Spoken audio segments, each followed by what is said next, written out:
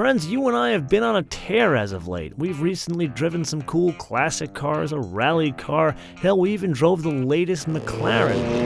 That streak is coming to a bit of an end. But have no fear, our friend Dave Coleman is here. You remember him. He's the one that races Porsches and Club Sport Miatas on the weekends, so the showroom Miata has become more brilliant than ever. Well, he's been tinkering with the idea of like a supersized CX-5, but one with a smaller turbo engine to create something like a CX-3 cubed.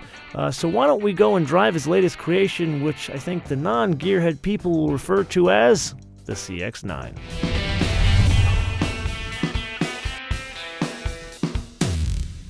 All right, so I just watched MotoMan's tech review and I couldn't understand it. So let me try to explain what's going on here. This is the new SkyActiv turbo engine within the CX-9. And this engine is very unusual.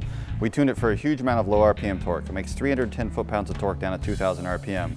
And between 227 and 250 horsepower up at 6,000 RPM, depending on which fuel you use. But how we did it is very unusual. If you're familiar with our naturally aspirated SkyActiv engines, you'll remember this exhaust manifold, this crazy bundle of snakes.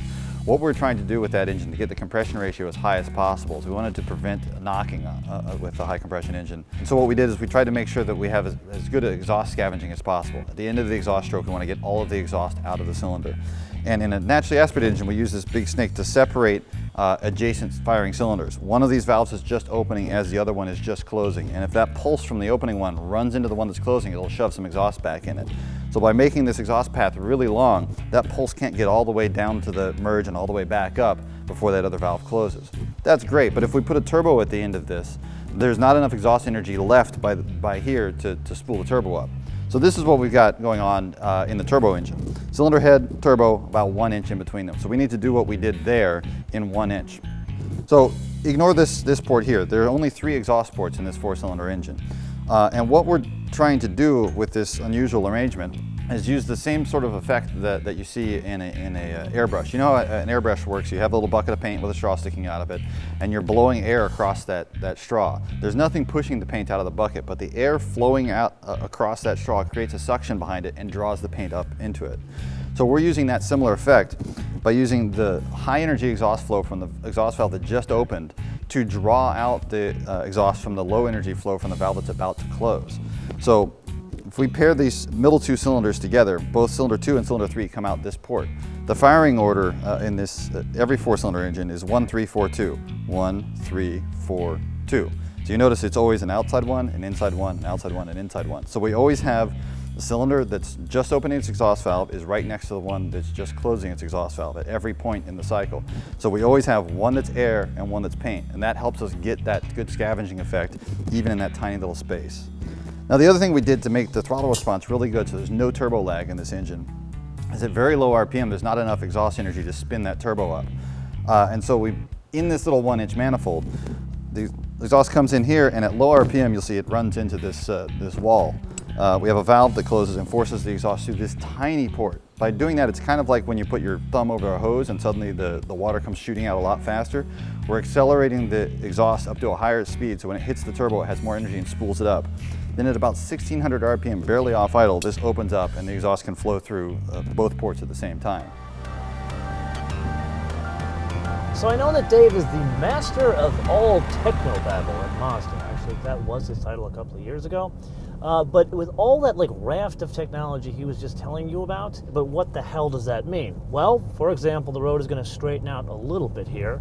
Let's put our foot into it and check some pulling power. Now notice, it quickly downshifts, and it's like an on-off switch in terms of torque. It literally delivers torque almost instantaneously.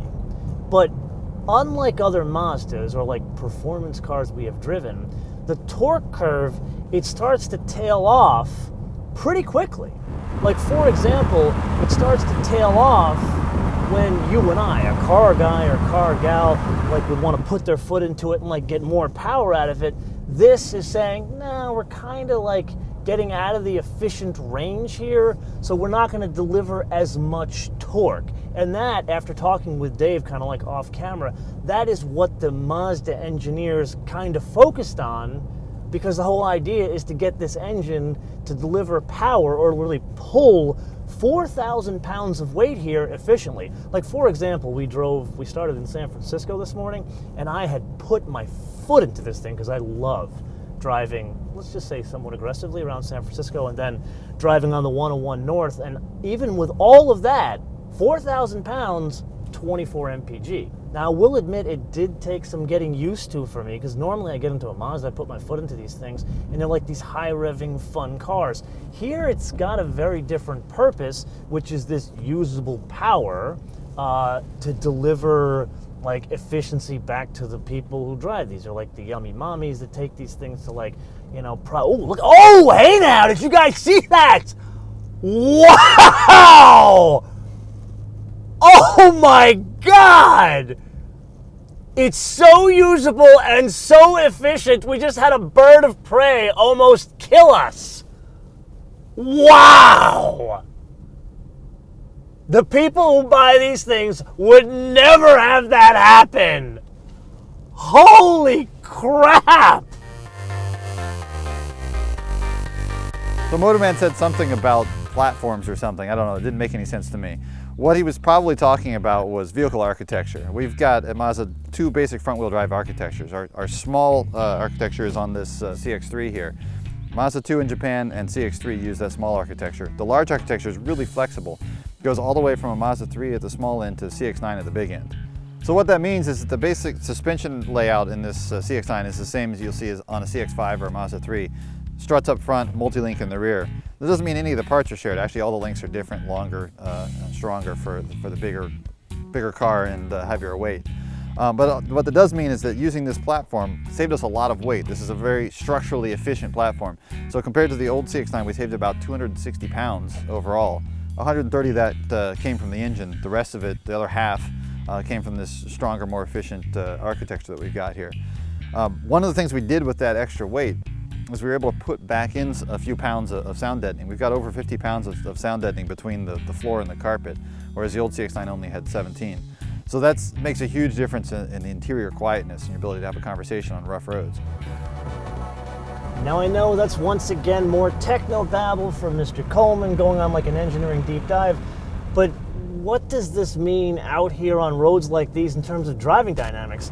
Well, a couple of things. First and foremost, on roads like these, believe it or not, there isn't a hell of a lot of lean, and this is not an inconsequential vehicle. Like, video and pictures don't do this thing justice in terms of size, and that's really like a design trick from Julian and Ken down in at Mazda Irvine Design. You know, they made this thing look small, but in reality, it's almost 200 inches in wheelbase, which is bigger than some other like SUVs and crossovers out there.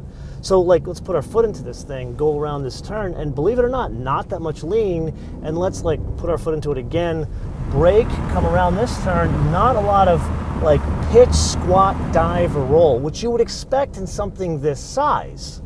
Now, there's a couple of moving parts that go with that. Number one, the dampers, not adjustable. The only thing that is adjustable is the transmission. You can change the transmission mapping to a sport setting, which basically changes the shift points, and that is about it. If I'm being honest, doesn't really make a huge difference.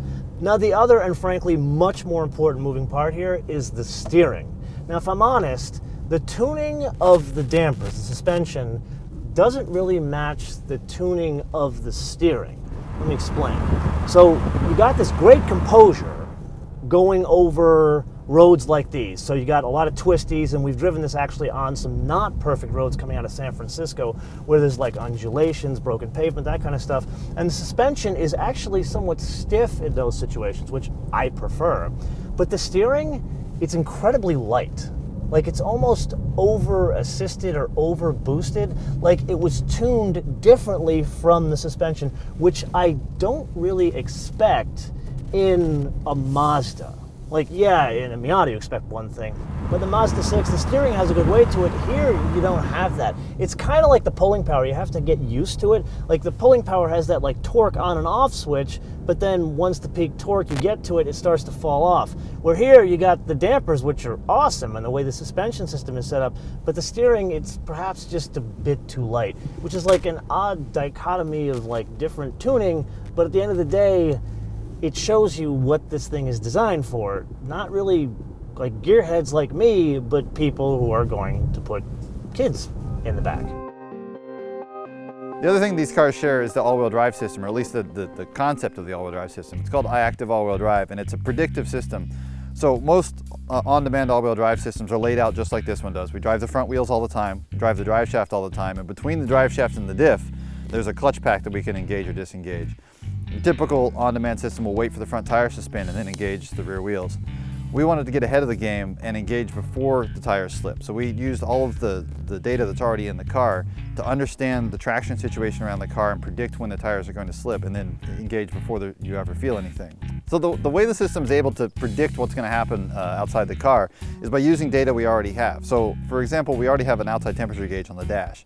That sensor feeds into the all-wheel drive system. So it's below freezing, we know it's likely to be icy.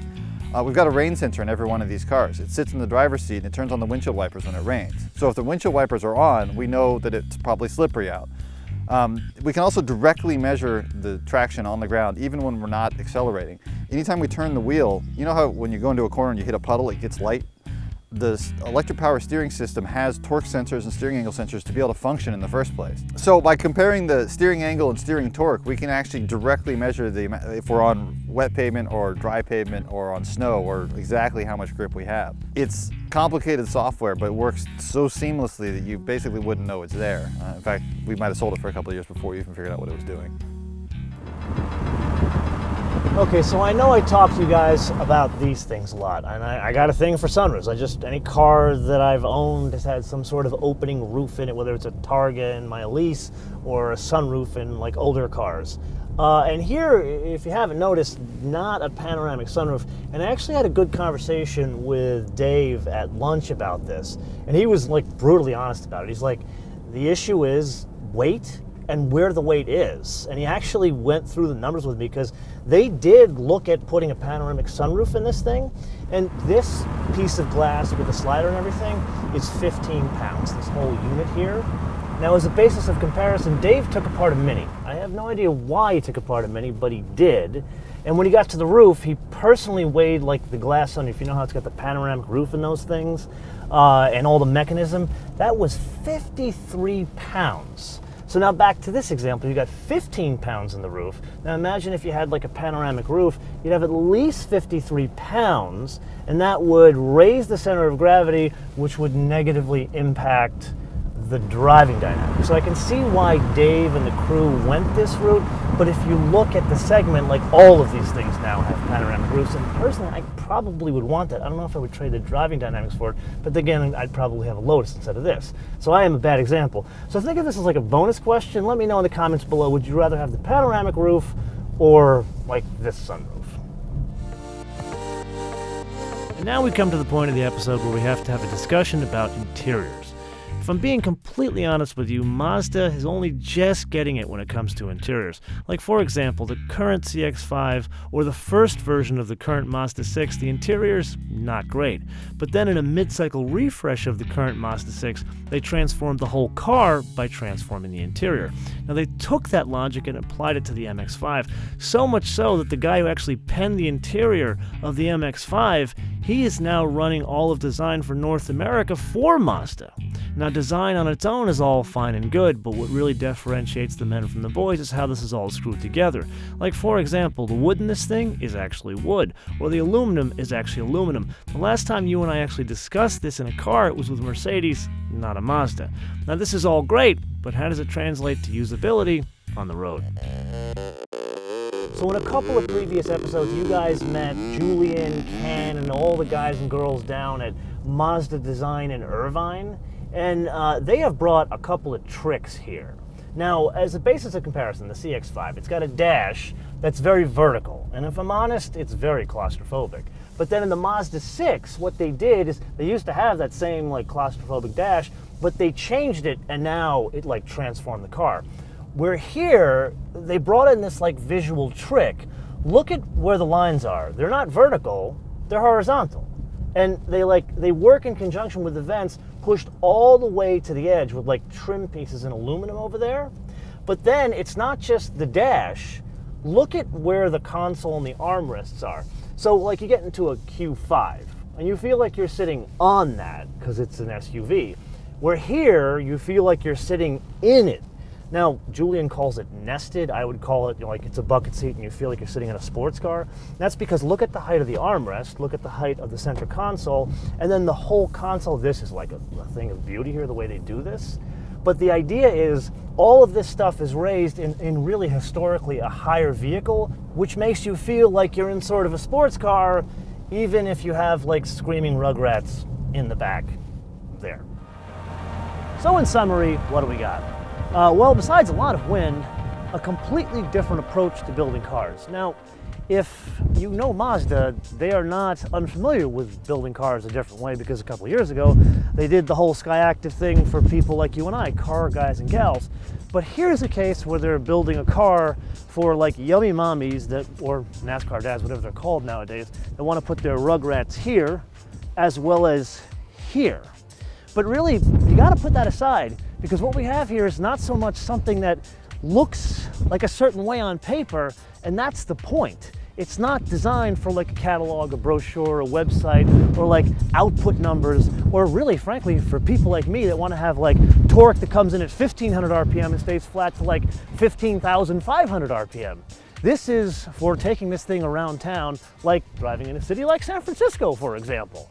And I will admit, it does take some getting used to where you have like torque literally like an on-off switch, but then it starts to tail off at a place you're not normally used to, especially from a company like Mazda. So I need to turn this around to you guys, because this thing is like 32 grand at like the bottom end, which I believe it has no competition at that number.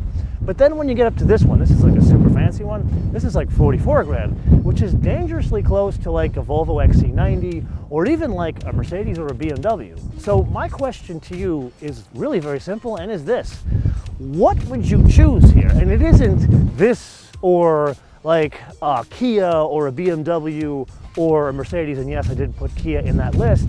It's more this. It's, would you pick the lower end car at 32, which I think has no competition, or would you pick the higher end car like this super duper signature model and say this over a BMW, Volvo, or a Mercedes, or would you do the BMW, Volvo, Mercedes, or one I'm not even mentioning here? And you know what? And don't just tell me why, tell me why, where you're from, and if you actually have a vehicle like this and what you use it for. Let me know in the comments below or via our social media, MotoManTV all one word, MotoManTV all one word, Facebook, Twitter, and Instagram. And with that, I want to leave you with two things. Number one, make sure you download our fancy new mobile application, which you can download for free at Apple iTunes and Google Play. And number two, San Francisco on a beautiful sunshiny day without any fog, you can see practically to San Jose. So literally, when someone asks you, do you know the way to San Jose? You can give them directions.